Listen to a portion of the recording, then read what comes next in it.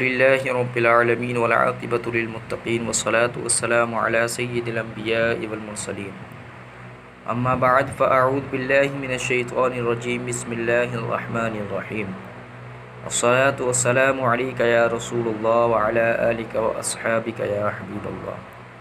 حضرات محترم، آج ایک بار پھر سلطنت مصطفیٰ چینل پر حاضر خدمت و دعا ہے اللہ تبارک و تعالیٰ کی پاک بارگاہ میں آپ سب خیر و عافیت سے ہوں گے۔ حضرات محترم، آج آپ کی بارگاہ میں حضرت آدم علیہ السلام کی گستاخی کے حوالے سے جو شیعوں نے کی ہے، اس حوالے سے گفتگو ہوگی۔ دعا کیجیے اللہ کریم مجھے کلمۃ الحق بیان کرنے کی توفیق عطا فرمائے۔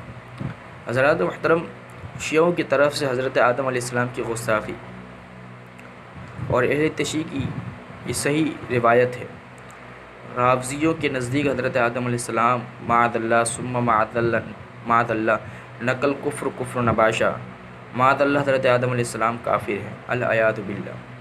فی اصول کفر و ارکان میں روایت ہے، الکافی میں بھی روایت ہے اور الشیخ الکلینی میں بھی روایت ہے، جلد نمبر 2 کے اندر صفحہ نمبر 289 پر ابو عبداللہ علیہ السلام فرماتے ہیں اصول کفر 3 ہے: حرص، تکبر اور حسد۔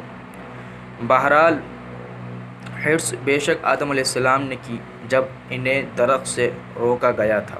حرص نے آدم علیہ السلام کو اس کے کھانے پر آمادہ کیا، ثم معاذ اللہ۔ اور تکبر شیطان نے کیا جب اسے آدم علیہ السلام کے سجدے کا حکم دیا گیا۔ حسد آدم علیہ السلام کے بیٹوں یعنی حابیل اور قابیل نے کیا جب ایک نے دوسرے کا قتل کیا۔ یہ روایت شیعہ کی اصول کی پہلی کتاب کافی کی ہے، جس کی سند مرآت المعقول میں باقر مجلسی نے الصحیح لکھا ہے۔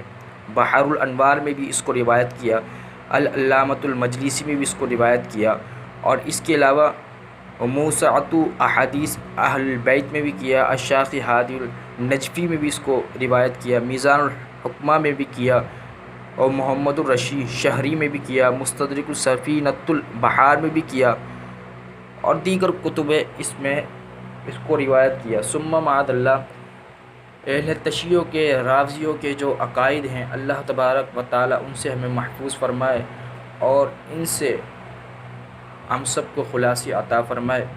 وآخر دعوانا ان الحمد للہ رب العالمین۔